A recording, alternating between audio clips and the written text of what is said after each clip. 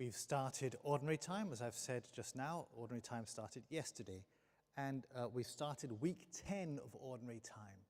And this week and going into the next couple of weeks is a really good time to start, because we've started right in the middle of 1 Kings chapter 17. 1 Kings chapter 17 has all the stories of the prophet Elijah.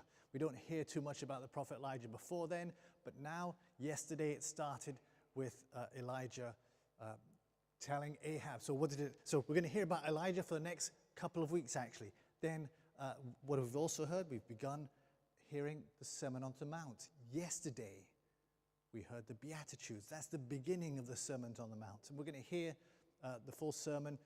In fact, we're going to be listening to Matthew's Gospel for the next 7 or 8, 9 weeks. We're going to hear the rest of the chapter of Matthew's Gospel. But now we've just begun in this yesterday with the Sermon on the Mount. So what have we got here? What have we got? We have a couple of things. The Sermon on the Mount, Jesus is giving the new law for the new covenant. We've got to put this in context. Moses, when he was on Mount Sinai, he came down from Mount Sinai after spending 40 days on the mountain, came down with the covenant, the law of the Lord, the 10 commandments. That was the law he came down with. And after he came down with the law, taught the people the law, then they made the sacrifice and formed the covenant. God came into a covenant relationship with his people. They made a covenant. And Jesus is here. He is the new Moses. And so he is on the mountain, and now he's giving the new law. Not something different from the old, but a perfection, a deepening, going back to the root of what is this all about, the law of love. And so he gives the law, and later the covenant will be sealed. When will the covenant be sealed? The covenant will be sealed on the cross. The new law, the new covenant in the blood of the Lamb. Jesus is also, in a sense, foreshadowed not only by Moses, but by Elijah.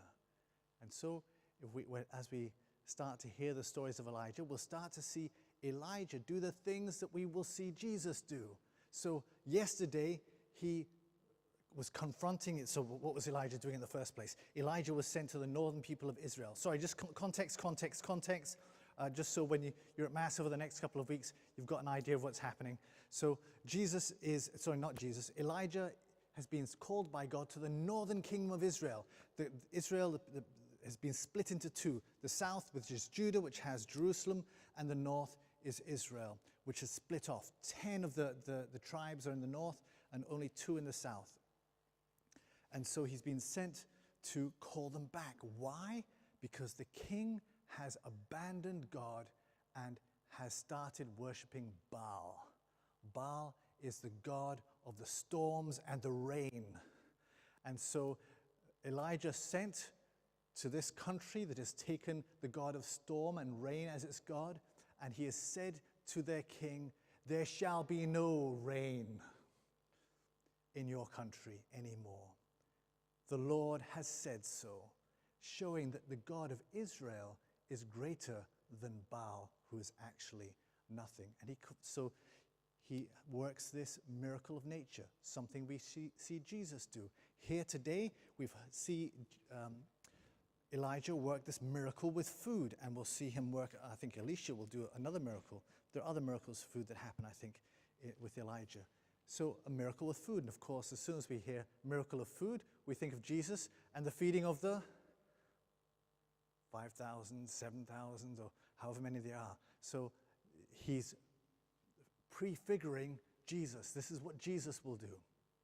And we'll see that as we go on over the next couple of weeks. We'll see more and more Elijah doing what we'll see Jesus do in a greater way. What does this mean for us? How does this reflect on us? Jesus says, "You are the salt of the earth. You are the light of the world." Israel was called to be the light of the world. Israel was challenged by the prophet Elijah and all the prophets. And you and I have been filled with the spirit of prophecy, believe it or not, because that's one of the gifts of the Holy Spirit. You and I have also been anointed as prophets, because Jesus is priest, he is prophet, and he is king. And when you were baptized, you too were baptized priest, prophet, and king. You are filled with the same spirit that the prophet Elijah was filled with. You are filled with the same spirit as Jesus is filled with. And so you and I have that same power dwelling in us. The same power.